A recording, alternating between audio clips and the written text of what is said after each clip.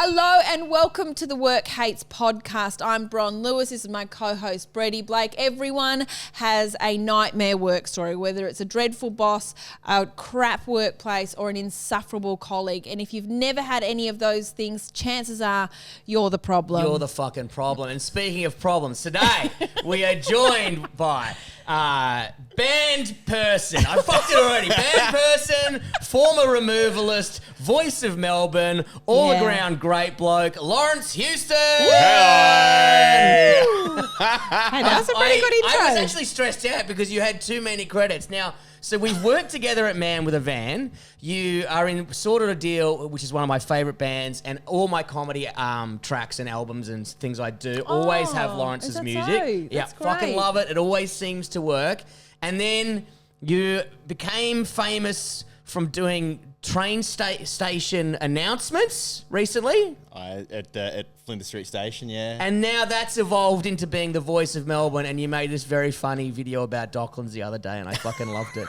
It's just going, grey, wind, cold. It's all shit and miserable. Leave it alone. Don't move there. Yeah. Yeah. Hell So yeah. we The whole usually- suburb's a tax write-off.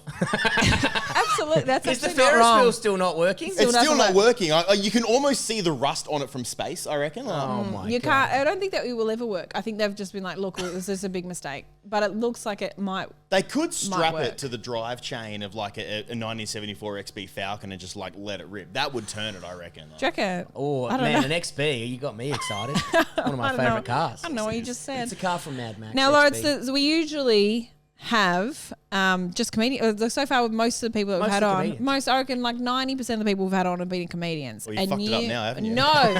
And so Bretty said, it was like, we need to get people who aren't comedians on. It'd be great.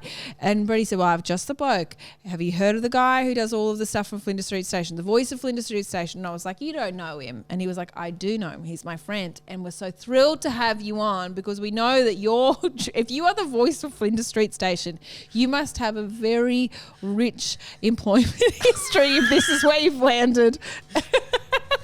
You've been fired a lot, or I've only ever quit on my own terms. Okay. But, actually, it's funny. I've never actually been fired, but I've been pushed out the door. Oh, yeah. Like when like bosses, they don't want to have to give you a payout or open themselves up to fair work or Yeah. anything. So they'll just make work as uncomfortable for you as possible until you choose to leave. Yes. Oh, yeah. That's what's happened. Breakups happen like that. Like guys just don't have the balls to actually break up with their girlfriend, so they just act like a twat for 6 months until they finally get jack of it and the girl leaves. Yeah. That's what my work history is like. Oh, yeah. So they don't want to have the actual conversation with you. They don't want to have the They don't- conversation. They don't want to be sued.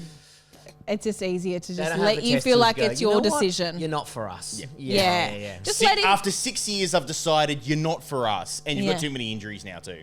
Okay, good, thank Oh, you. I know which workplace you're talking about. Well, that was That only one. 3 years, but yeah, you know that one. So how do you guys know each other? Well, my first shift at a removalist company, which I won't say their name, because anyway, I had an argument with one of the bosses. But anyway, it doesn't matter. You have never shied away from dropping someone's name in this podcast. So you Okay. must be scared I of this worked with person. Man with a Van. Everyone knows that. Okay. Yeah. Okay. And then I said something smart ass on one of my comedy specials, and I said, "Fuck you, Man with a Van." Even though they were not a bad workplace, I just thought it was funny because Yeah, I I've heard like good things starting about shit. them. Yeah, fine. I always use And then them. the boss messaged me saying, it was in a jokingly manner. Yeah. And he goes, I heard you said fuck you with Man with a Van when you're on ABC. And I said, no, it was Channel 10. Were you still working there at the time, technically? Or Yeah, technically, but I never did a shift. And then he just wrote back, I think he wrote back, fuck you. And I was like, well, I think I've got under your skin, haven't I, cunt? You said it first though. You can't come up with the same insult. Yeah, but I didn't really have a big gripe with them, but there was a few things that were a bit shit. Is this I one thought. person you worked with you hated? Yeah, he wasn't even that bad. I think Are you talking I was about just Laurence a bit right of a now? cunt. No, but me and Laurence did our first shift together. He did my training shift. Okay. And- So you were there before Bretty. Yes. it was, yeah, a little You while. trained Bretty. Train's a strong word for what the work entails, I think. Like, Yeah. You showed me how to have a shit in someone's house without them knowing. That's pretty You good. always get to the second toilet. yeah, but he always let them know. Yeah. Like, that part didn't work. I also let them know. You know, I'm like doing some poo. people, like, can do it subtly, and there are other people you can't You just can't take a shit in someone's house without everybody knowing. Yeah. I was one of those guys, especially after an open mic night. I run an open mic night in West Melbourne, and I just get loaded on Guinness every night. And so the Friday morning afterwards, when I would still go to work, the things that come out of your body at that point, my God. There was one shift. It was stiflingly hot, and I was sweating balls that day. And I kept walking past this new guy in the driveway, and he paused as we were walking past each other. I'm carrying a glass cabinet, and he goes, "Were you drinking Guinness last night?" Whoa. I was like, "Yeah." He said, "It is leaking out of your pores. You stink like Guinness right now." Whoa. And that's not even what was coming out the rear end. Like, It's just out of your arms. Holy shit. There's nothing better in removals because sometimes people hang around. It's like, just go to the next place. Let us do our fucking job. You're never helpful. It's always putting shit in the way or dumb questions or whatever. we used to say to him, like, we charge more to watch. Yeah. But 'cause they that's just an old watch tradie you. thing. But like, Yeah. people would just stand there and stare at you carrying their stuff. It's like, my dad and my brother-in-law have come over to help, and then they just stand at the truck staring at you. It's just extra people staring at you, and they don't want to do the work, which don't do it. We don't want you. Yeah. Fuck off to the next place, get it ready, and then when you're gone, we can do a shit. It's fucking great. Yeah. Oh, okay. So do you think they're there to make sure you don't do a shit? Maybe.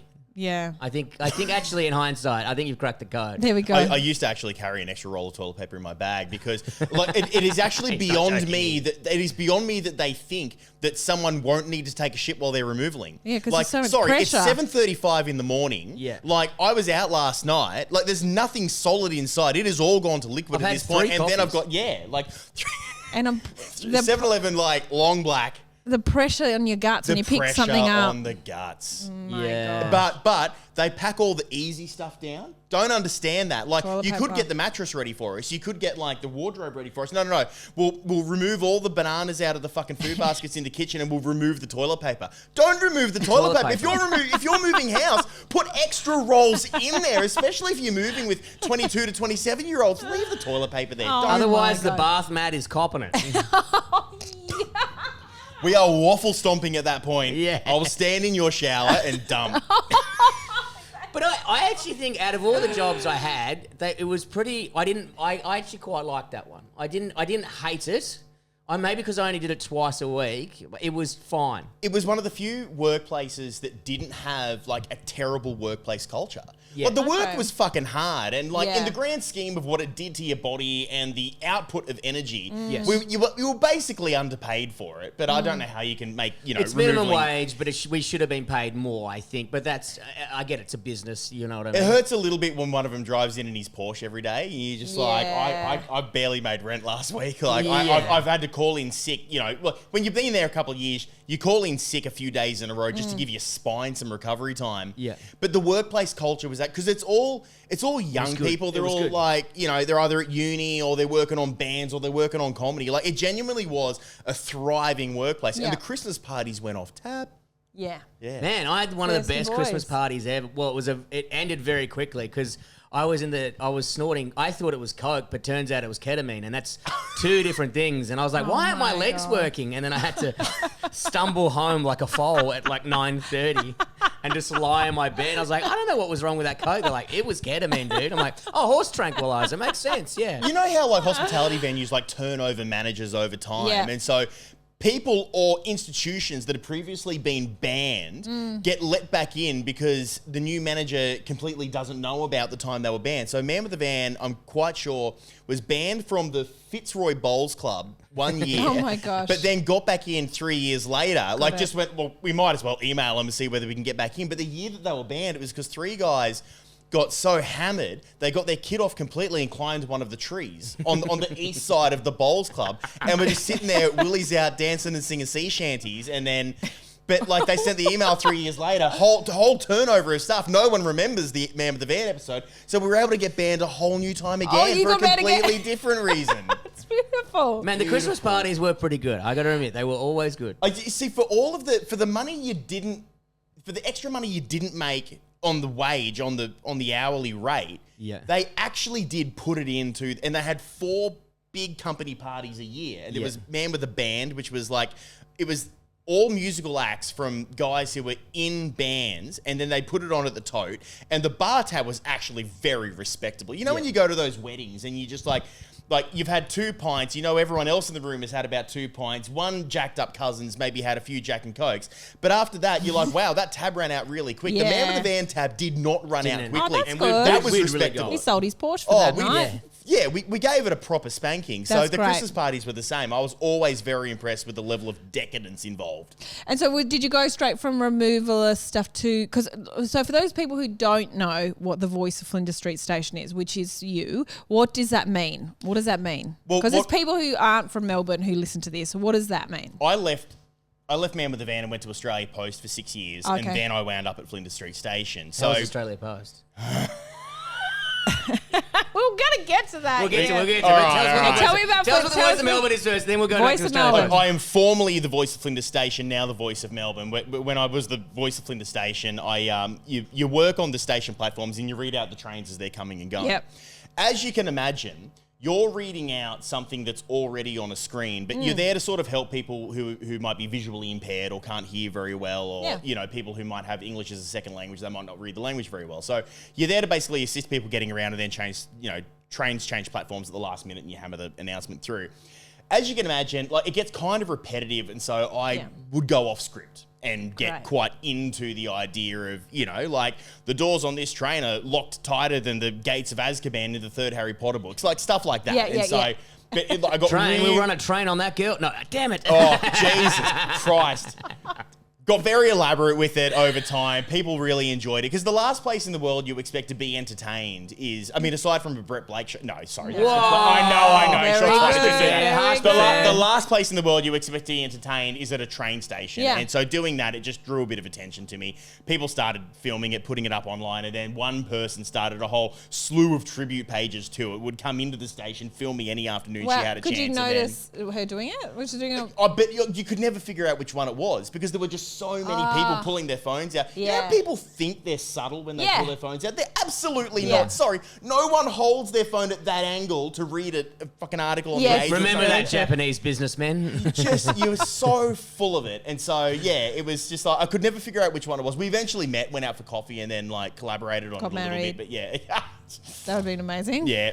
But because it's true, you do not expect it. So every time will go to the Flinders Street Station and I do hear anything out of the ordinary, it is such a thrill. And when you first started doing that, when you first started going off script, were your bosses like, what are you doing? What do you do? Or were they like, this is great? I heard there was a freak out. So no one at Flinders knew because everyone works in operations, and when you're on the platform, it's just you by yourself.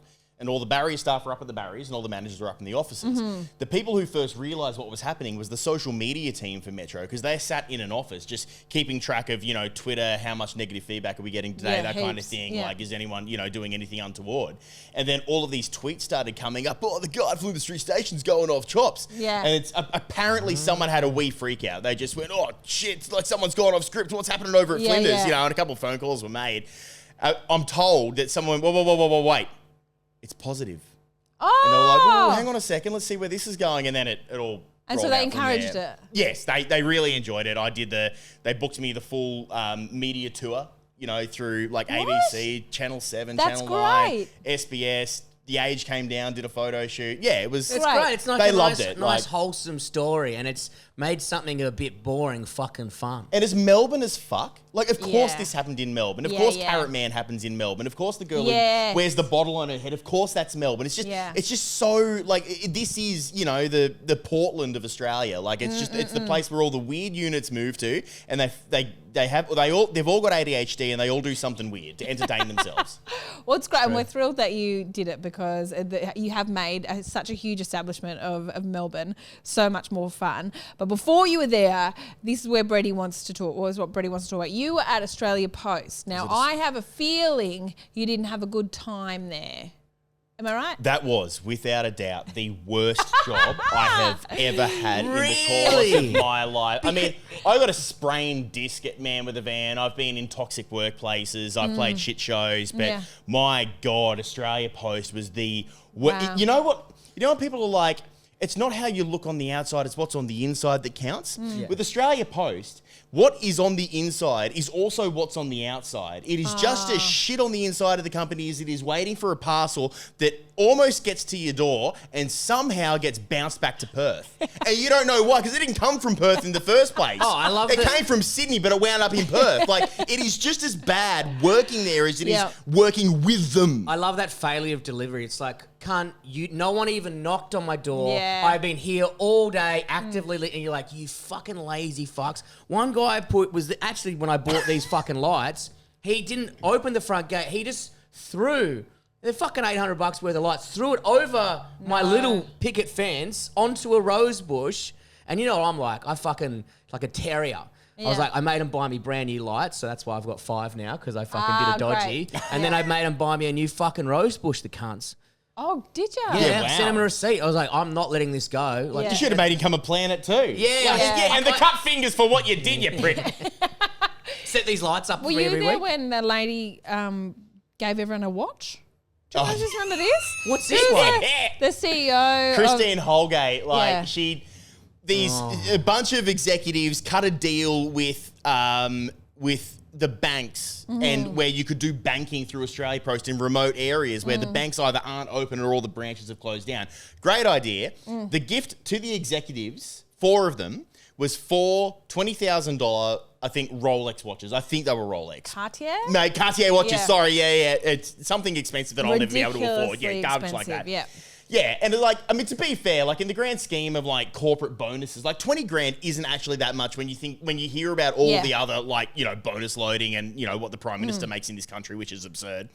But yeah, I was there. When that story broke, my DMs just blew up. Yeah. And it was just, did you get a watch too, mate? It's the same shit joke like 400 times. Yeah. Where's your watch, Laurence? How's it going? Like, I'm in operations, man. Like, we don't even get fucking pot plants inside the DC to make it a slightly nicer delivery center. Like, where's my fucking watch? Are you kidding? I had this romantic idea about being a postie as a kid because you're on a motorbike all day. Yeah. It's kind of cool. You're whipping around. The postie that used to be on our street, he used to jump curbs and shit. Loved him.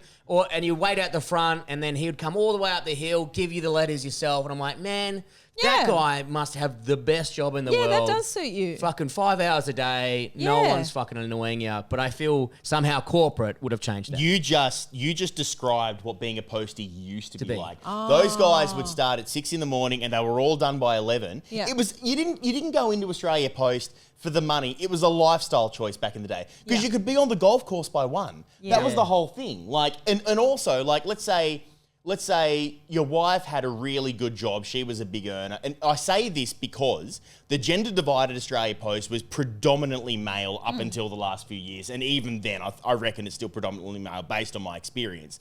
But if you had a bunch of dudes delivering mail and they had a wife who had a more high-powered job and made a bit more money, then the male postie would do school pickup in the afternoon, and then you know, wife would do school drop off in the morning, and it worked because you know they were all off work by 1 in the afternoon, and they're only working 5 or 6, 7 hours a day. The dream. It was beautiful. It was wonderfully set up, and of course, some money-head corporate fuckwit came into Australia Post and went, I reckon we can improve service. Like, of course, someone who'd never worked as a postie in their lives, who was already on squillions of dollars, walked in and said, I reckon we can squeeze blood from a rock here.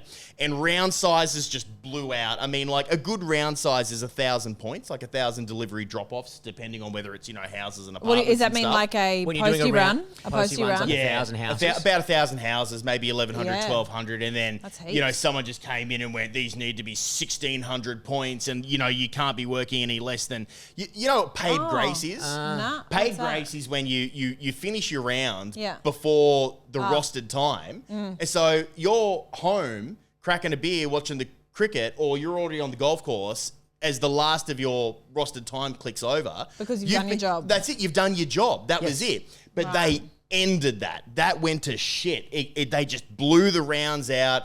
All the parcels came in as well. Like, they started streaming bigger and bigger parcels to the posties. They brought in those stupid fucking trikes with the big cupboards on the back. I and don't like, understand this. Oh, These yeah, that's electric what I'm bikes, buying. they're like little things and they're on the fucking road now. I don't Are understand. they on the road? My postie's it's huge what he's got now. It's embarrassing. That's not embarrassing. God, I live in it. Yeah, No, man, the let him have motorbikes a go. fucking back in the day. That's the dream. The motorbikes were great. That was the thing. But those trikes, those shitty trikes, they are the worst thing in the world. Those things tore my neck and shoulders apart. Because, you were on that? Well, I was on that. Yeah, I was on a push bike for a while, and then I went onto the electric trike. And so then you I were got the delivering fuck off stuff. that. You weren't in the office. No, You no, were no. I was a delivering it. postman. I was helmet on, sunglasses, Got it. 3 layers of fucking sunscreen every day, delivering parcels and mail. That was genuinely. And knowing you, did you have your UE boom going? 100%. They called me the Highland Postie for a time in Essendon because I was obsessed with bagpipe music for about 6 months because autistic, like why wouldn't you get obsessed with some ridiculous genre of music? And so I just blast out. And so I found the recordings of the 2009 Edinburgh solo bagpipe competition Amazing. on Spotify. Classic. And would just run that for 9 hours a day. And so all people heard all around Essendon was just it just went forever. Just some guy's got a sniper out the window going, yeah, I can tell he's coming. I hate this postman. The amount of, I used to, every now and then someone would leave a note on the letterbox like, hey mate, newborn inside, can we tone the music down when you get... So I came up with a list of houses that I would turn the music down for when I got there, deliver their mail, and then I'd send it back up when I went down the street. That's when we did removals, he used to have his boom attached to the side of his pocket, and you could always tell where in the house it was because it was fucking AC/DC playing or some shit. And I'm like, and it was always so loud. You didn't want headphones? No, fuck that. If I've got to listen to it, everyone else has to. Everyone has to. That's actually very generous. Because I only listen to good music. So, Like if you bagpipes. don't like it, that's your problem. Like, Yeah. you should have just jumped on board with what I was Yeah, listening this to. is your problem. You have a different taste of music to me. Yeah. Newborn. This is your problem, tiny baby. Oh, where? Little baby can't handle it. Maybe he's crying because he likes it so much. Has anyone asked well, him? that's it. Like, I mean, He's saying, turn it up, baby. Brian Johnson sounds like he's screaming already. Like, most babies sound like that. Like, don't That's tell me good. they're not singing the same genre. It's just inspired. So you're doing... How did you do your fucking neck in these little So, fucking... because it's 3 wheels. How fucking dumb is that? Like, so on a motorbike, you lean into the turn. You lean onto everything. It's smooth. You ride a motorbike. You fucking love motorbikes. Motorbikes are the greatest fun you can have with your clothes on. Like, that's it. But these electric trikes they brought out, because it's an uneven amount of wheels... Sorry.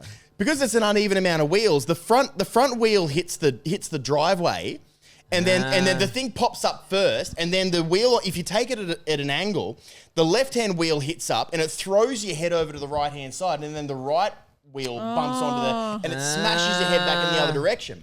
But imagine doing that 1,000 50, times. 60, 70 times a day, like going off road and onto footpath. And I wasn't the only one suffering this problem. And we're all just coming back, rubbing our neck. We all got fucking whiplash just trying to deliver mail. And you're coming in on that angle as well, so you're just constantly fucking doing It's that. constantly Which you wouldn't doing get that. if you're on a motorbike. You'd only get up and down. That's exactly it. So It's how- so cumbersome, so stupid. How many- And the front pouch. Sorry, like the latch goes after about 6 weeks. So you go over a hill, the thing flies up into your face. You can't see where you're going. You're literally leaning forward into the thing, pushing it down, so you don't crash into a car coming up the street on the That's other side. terrifying. Very dangerous. How long were you postie for? 6 years. Yeah, 6 6 years. of the worst fucking years of But my how come life. you stuck to it for so long if you hated it that much? I think I just had a lack of confidence in being able to do something else. No, look, it was over COVID. So, like, you know, Okay. getting a new job and stuff. Like, Sure. I was there a year on a push bike before COVID hit. And then COVID hit and I got chucked onto this thing through lockdowns. I had a work permit. There were so many people who couldn't work. So you're like, I don't... It's not the ideal job, but I have a job, so I got to be grateful. I got a for job, working. just fucking hold on to it. Like, Yeah. it was putting money in my pocket. It kept me afloat, you know, during that period. I'm not sure. Like, I know a lot of people struggled on the job keeper stuff and then the job seeker I stuff. said a lot of comedians were thriving. Yeah, Most of them, most money they've ever made in a week, $700. And a I got prolific mates- creative period as well. You don't have to leave the house. All you do is write material. Mate, they were loving it. They were making videos, mountain biking, going like, man, $700. I've never seen them look healthier. They were eating 3 meals a day. I was like, Oh, fuck, gee, yeah. we're getting fed. Must be nice. So you did it for 6 years and you only stuck with it because of like circumstance, but At you the time, hated yeah. it the entire time? Hated it. It was... Okay. So this makes me wonder, did you leave in a spectacular fashion? No, I didn't. No, you know I was what? actually playing for this because I know you've got a lot of fire in the belly. Yeah. I wished I had. I'm one of those people because of the band. Bands are expensive. Yeah. You know, people are like, "Oh, you think bands are expensive? I've got kids." Shut the fuck up. I've got a 6-piece band. It's as expensive as 3 kids. Like paying for recording sessions, paying for vinyl to get pressed. So like having a job is quite essential. So I don't do the leapfrog without having a backup plan first most of the time. Right. So I did play it kind of carefully. I got a delivery center transfer because the place I was just the end of the earth. Like it was the worst, most toxic, worst place I had ever been in. Mm-hmm. The boss was a small man Yep. and he acted like a very, very small man and just the most petty person I'd ever met in my life. So the last 6 months I was there, I was actually at the best. It was a really nice. The boss didn't care. Like he just wanted to say hi and know that everyone did their job. He didn't meddle. He didn't get in my face So like you got the a other new guys boss did. here to station I got a last- new boss for the last 6 months because I went to a different delivery center and I actually left relatively happy. And so good. it took the fire out of my belly to do something really crook on the way out the door. I can't even tell you the amount of times I just fantasized about just crashing the vehicle into a power pole or rolling it as I came into the delivery center or something, or setting a bucket of mail on fire in the delivery center, pushing the T-frames down. Like the amount of times I nearly did something and I didn't do it. It's probably for the best. Just coming in drunk on one of those things, taking it sideways. That's the old postie way. Like Yes. guys, I mean, before breath testing at Australia Post, Yeah, like they would have a dudes were VB just, on the go. Oh, it was a 6-pack for breakfast, and then you come in and deliver mail until 11. Like So good. some of the stories. I was telling Bronny because I used to work at a mail delivering company. We used to load mail onto a plane, but we still had to segment it. Those boys, because it was different shifts at night. Man, you'd meet them at the pub at 3 for your fucking 6 o'clock shift, and you'd have a fucking skinful, and then you'd go and Go to work. and that was just normal. And then until one guy was stoned and drunk and crashed. What they're called tugs. They're like this real heavy thing. They can push planes, and they put, like, you see them on the tarmac. They drag things. Oh, along, yeah, like, yep. Little trolleys and shit and trailers. And one guy just crashed straight into the Plane? belt. No, to the belt that delivered. And it just because the belt's fucking goes for ages. It's like a kilometre worth of belt because it's like 50 blokes around it to move the mail, and it just fucked the whole mail in Perth for like 2 weeks while they got this one replacement part. And it's because he was munted. Yeah, he was off his fucking head. He didn't even remember crashing. We were all laughing. We're like, yeah, you fucking dickhead. He's like, did I? We're like, yeah, mate. Have a look at the security camera. He hit it and just kept driving. There are the rusted on guys at Australia Post that have been there for decades. It was the job they had when they came out of school, and it's the job they will die in. Yes. Yeah. I actually love those guys sometimes. But there's a lot of people out there who had their Ozpost stint, and they love to come up and talk about it. And you might be like the 6th or 7th postie they don't recognise that they've seen in the last fortnight, but they'll come up and tell you every time. And one fella in Essendon come up and said, "Oh, I remember one morning my dad was so hammered at Australia Post, like he started his shift, had a skinful the night before, turned up to work smashed, couldn't deliver the mail. He rode past home, collapsed, passed out on the front porch of the house, and I, the son, got on the bike and finished his round for him just based on the mail that he'd bundled. And he came back, woke his pa up, put him on the bike, and sent him to the DC to sign off." That's very beautiful. Like it was the That's a Wild family. West Good days old of Oz days. Post. Bring it back. Yeah. Bring it back. Put kids to work again because their parents are too munted. Yes. That's actually pretty great. It's very cute. That's good. And so that's the worst job you've ever had. Are you in your dream job now? I guess my dream job's just being a rock star. Being a rock Like, star. Well, just- you are. So you are doing it. Yeah, I'm doing a bit of that. Yeah, so But like full time, you mean? As in, full time, like, don't have to hustle. have a side hustle. Yeah, so working on the railways is a good side hustle for the time being. But I'm looking forward to making that transition out of doing that and maybe playing music full time at some point. Oh, great. fingers crossed. Like, Yeah. it's as fraught as being a comedian. Like, fuck, totally. help ya. Yeah, it sucks. But we do this question to comics a lot of time and saying, what's your worst gig? And you may not have one, but have you got a real bad gig story? Because I reckon live music would be fucking wild. And I've seen you in a show before. You can be a scary cunt. I've seen Laurence rip his shirt off and then scull a beer and just spray the whole band with a mist of beer. And that's him as a punter. It's insane. Whoa. We went to a band night one night and I was like, this guy is insane and I love it. Yeah, it was great. But he was getting into it and they fucking loved it. They loved it. They Okay, loved great. it. It wasn't like he just went up to fucking Katy Perry and spat beer in his face. It was kind of that vibe, you know? It's sometimes the more train wreck like a music gig is, like the better it is. It's not supposed to be a formal event, like you can fuck up all your chords and screw up the songs and sing out of key. But if you launch yourself through the bar and a rack of glasses, people will fucking love it. And they forgot that you sucked that night. So it's so easy to salvage it just being a crackpot. But I suppose like the two worst shows I ever played, it was the same gig, one consecutive year after the other. So there's the manager of the Gasometer Hotel, Smasher, she has a birthday festival gig every year called Smash Fest. And it used to happen at the Brunswick Hotel. Yep. And every fucking punk band in the northern suburbs and further out would come and descend on the Brunswick Hotel. And it was 11 hours straight of just band, and just punks getting absolutely munted, launching themselves through tables and stuff. And so one year we were about to take the stage and I've got everyone in the band with me except the drummer. And I'm like, what the fuck is going on? And I've left him 6 missed calls at this point.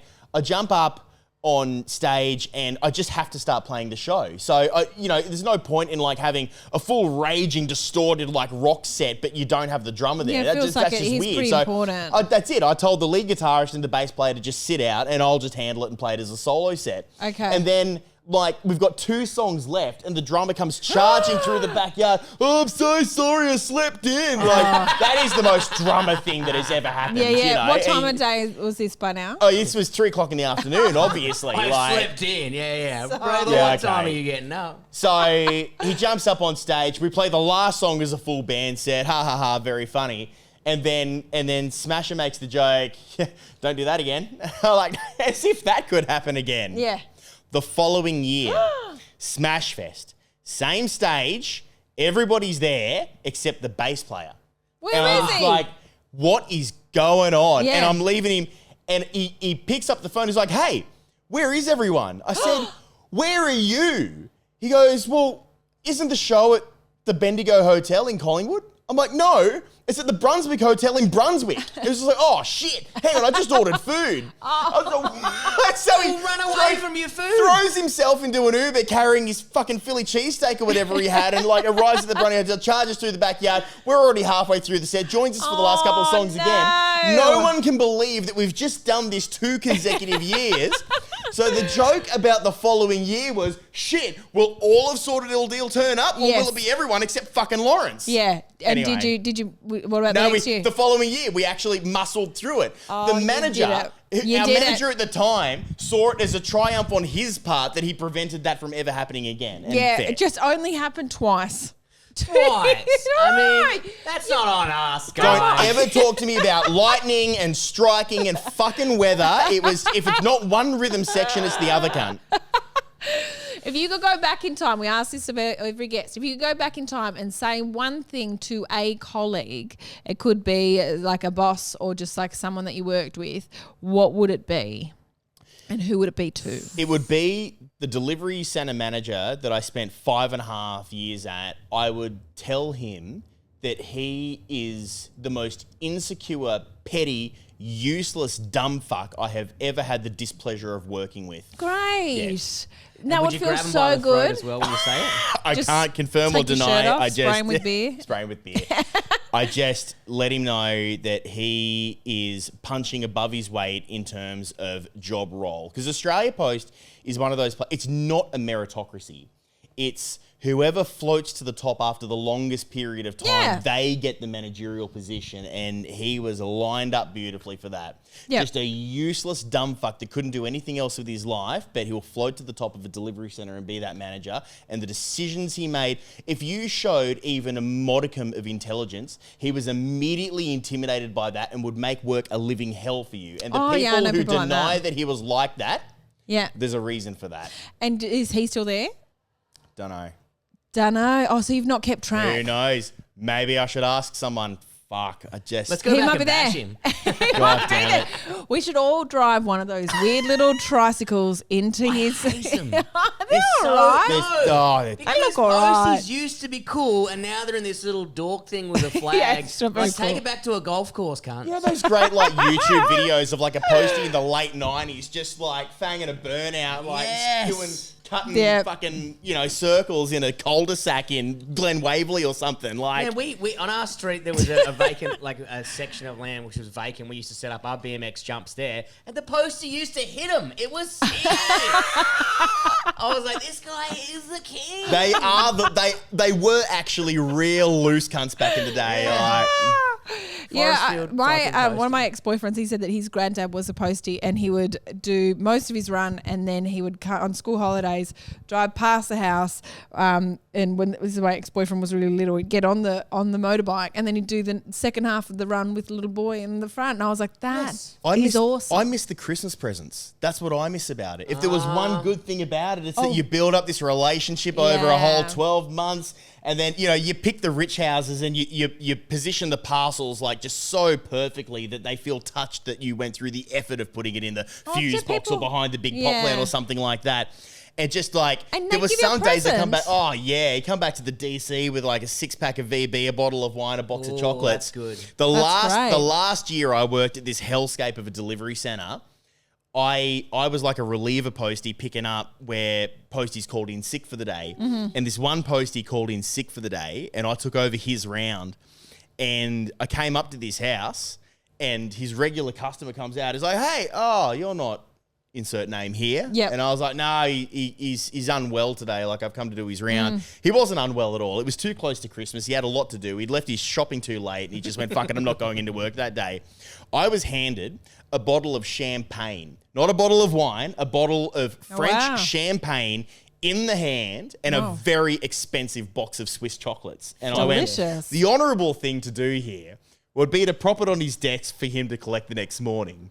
Or... He would never know. Oh, fuck him if he does know. I did his round that day. It was 40 degrees. Fuck that. I'm having the champagne and chocolate. So I took it home and I munted out on it. It was fantastic. Oh my God, I love that. Well, thank you very much for joining us, Laurence. Where can people find you on the social media? You can find me on The Voice of Melbourne on Instagram and Facebook. You can find my band Sorted Ordeal on Instagram and Spotify. It's a big old Australiana hard rock band. Have a listen to it. It's really fucking You good might shit. recognise some of the songs from Brett's shows, and hopefully there'll be more in future. So Yes. Oh, I even acted in one of them. you did, ya? Yeah, trailer for a video clip. Yeah. What did you play? What role? It was a real stretch for me. I had to play a tradie who was talking shit. Yeah, man. It took me months. Like, my I just flew God. Daniel Day-Lewis to get into it. It was fucking hard. Stanislavski. Sorted Ordeal Brett Blake on YouTube, and it'll pop up. Okay, that's awesome. Well, thanks so much for coming in. We're really delighted to have you on. We have been Work Hates. Thanks so much. Like, subscribe, share with a mate, give us a 5-star review. Jump on the Patreon. We've got heaps of people jumping on. We've got heaps of bonus episodes. Anything else, Bretty? Nah, you've nailed it, guys. I've got a regional tour at the moment as well. It's called the Grip It and Rip It Tour. It's hitting a regional town near you, so check out those dates on my Instagram. Oh, yeah, I've got some. Oh, go on. Yeah, good. I've got a Replay Festival, which is the 26th of July at Comedy Republic, my solo show. Then I'm going to be doing Brisbane, 19th of July, my solo show, which is almost sold out. And then I'm going to do Narre Warren at Bunjil Place on the 19th of August, I think. Awesome. Yeah, 3 more times. Awesome. You can find me every weekend putting away 9 of them. Until next time, guys. Thank you. I've been fired from a lot of places. I've been fired from so many places. I went into the class one day, real bullets. Kill me.